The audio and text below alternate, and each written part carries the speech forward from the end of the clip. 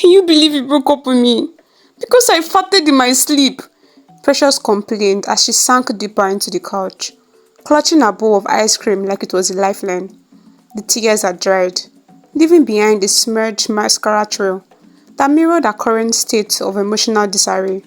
She couldn't fathom how something as natural as a sleep-induced fart could spell the end of a relationship, especially one so fresh.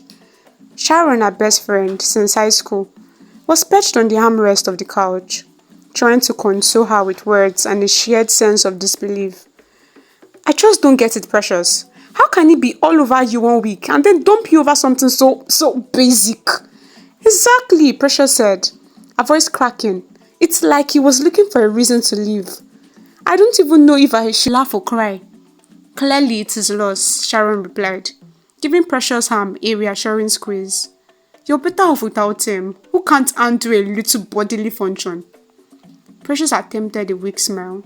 I guess drifting to the untouched ice cream in her bowl. It just feels like this is happening over and over again. I swear, if I had $1 for every time a guy dumped me for the silliest reason, I'll be rich. I know, Sharon said, her tone softening with empathy. But you can't let this guy's ridiculousness define you. Remember, there's a new animated movie out, and I know you've been wanting to see it. Precious looked up, her eyes blinking with curiosity through the fog of her hurt feelings. Really? You think that will help? I know it will, Sharon said with a determined nod. Get dressed and let's have a little distraction. The plan sounded tempting, so Precious rose from the couch and headed to her room to change. Meanwhile, Sharon started rummaging through her phone, double-checking movie showtimes and ticket prices. A short while later, they found themselves at the cinema. The bright light of the mall cast a warm glow over the sidewalk, contrasting sharply with the chill in the evening air. Sharon marched up to the ticket booth, her expression a mix of determination and frustration. Precious lingered behind, still feeling the sting of her recent breakup, but grateful for her friend's support. The ticket attendant, a young lady with a tired smile, greeted them. Good evening, ladies. How can I help you? Sharon didn't waste any time. 2 tickets for the new animated movie, please. That will be 4,000 naira, the attendant replied. Sharon's height widened. 4,000 naira. Wasn't it 1,000 naira last week? I'm afraid not, the attendant said with a shrug. The price of fuel has gone up, and so have the ticket prices. Sharon's eyebrows knitted together in frustration. Waiting concern like borrow with overload. It's not like the movie has gotten any better. The attendant's smile faltered slightly, but she maintained her stance. Precious stepped forward, sensing the tension. It's fine, Sharon. Let me just handle this. Sharon shot her a look of disapproval. Precious reached into her bag, pulling out 8,000 naira. She handed it over to the attendant, who took it with a grateful nod. Don't be angry now, Precious cajoled, as they walked towards the theatre entrance. It's just 4,000 naira. Sharon looked over at her expression a mix of frustration and disbelief. You know she allowed those people to pay 2,000 each, right? Should have let me bargain. I'm sorry, Precious said with a sheepish smile. Next time I'll just watch you bargain. Better, Sharon said, her lips coiling into a small smile. But her mood shifted abruptly as she noticed something. Wait, what is he doing here? Who? Precious asked, her eyes following Sharon's gaze. She turned and saw Joan, looking around as if searching for someone. He's always stalking you, Sharon continued, her voice tinged with annoyance. I'm sure it's a coincidence, Precious replied, trying to sound nonchalant. Precious! Juwon's charming voice called out, its tone a mix of surprise and warmth. Juwon! Precious exclaimed, her voice lifting with genuine excitement as she spotted him. She waved and walked over, Sharon trailing reluctantly behind.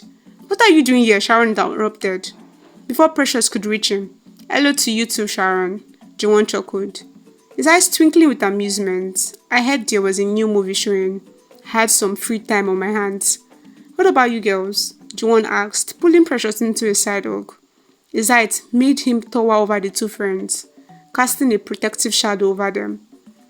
A couple of hours later, Precious and Sharon were back at Precious' apartment. The glow of the movie still lingered in their minds, but the evening earlier tension had resurfaced. Sharon was pacing back and forth in Precious' bedroom, her frustration palpable. I can't believe that Juwon guy. Sharon yelled, her voice echoing off the walls. Isn't it creepy the way he's always everywhere? Precious sitting on the bed with her feet tucked under her. Try to calm her friend. He's a cool guy. Sharon, it's just a coincidence that he was at the cinema.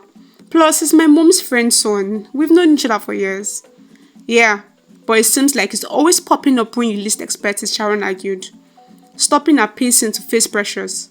Last week, he just happened to be passing the female hair salon that was 2 hours away from where he lives. Today, he's at the cinema by coincidence. It's like he's following you everywhere. Precious sighed, her eyebrows knitting together, as she tried to explain, he's not following me. He just happened to be there. We live in the same city, and it's not unusual for us to cross paths. Sharon threw her hands in frustration. I don't know, Precious. It just feels off. What if it's not just a friendly acquaintance?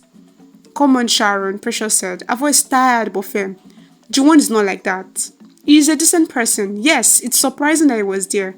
But that doesn't mean there's something sinister going on.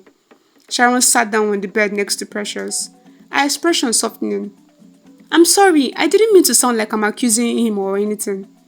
I just want to make sure you're okay. After everything you've been through, I don't want you getting hurt again. Precious placed a hand on Sharon's shoulder, her gaze softening. I appreciate that, Sharon, I really do. I know you're looking out for me, but sometimes people's appearance can be deceiving. Juwon is just a friend, one who happened to show up at the cinema. Sharon nodded, though her worry was still evident.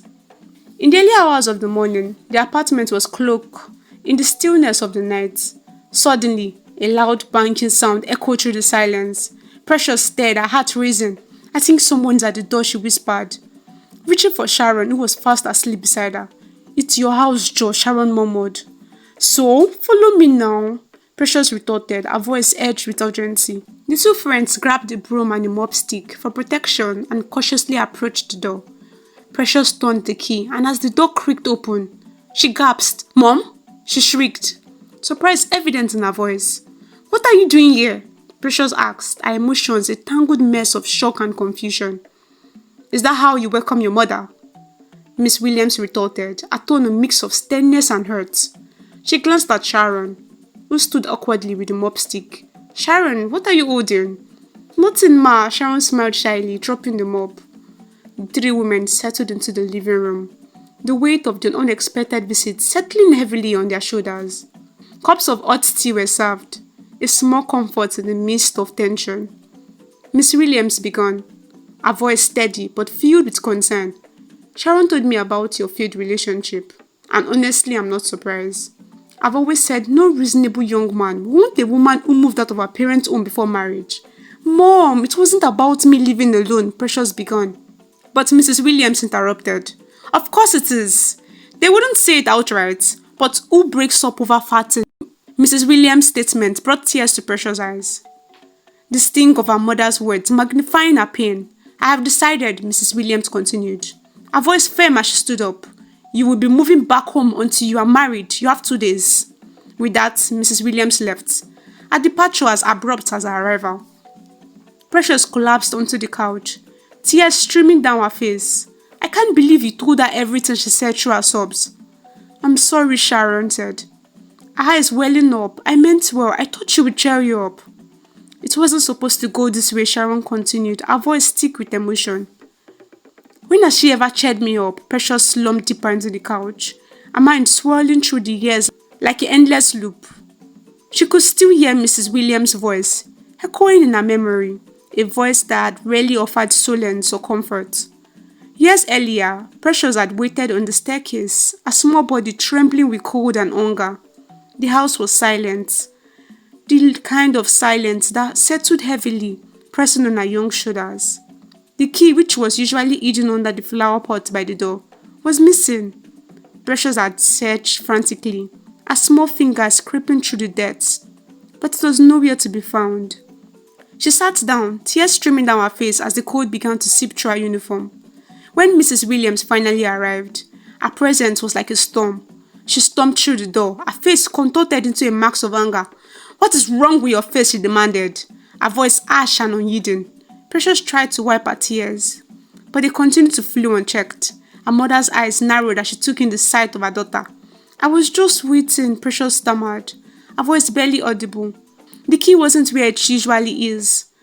Mrs. Williams' eyes flashed with irritation. I've told you time and time again, Precious, that you should always have a smile on your face. Crying isn't ladylike. Her gaze dropped to the dirt smudges on Precious' uniform. And is that dirt I see on your uniform? Such disgraceful behavior. Precious' stomach growled loudly, a sharp reminder of the empty pit inside her. She yawned, her exhaustion and hunger intertwined in that one small gesture. Mrs. Williams' face grew even more severe. Can't you cover your mouth? It's so unbecoming. As Mrs. Williams fumbled with the keys and unlocked the door, Precious' heart raced with a mix of relief and anxiety.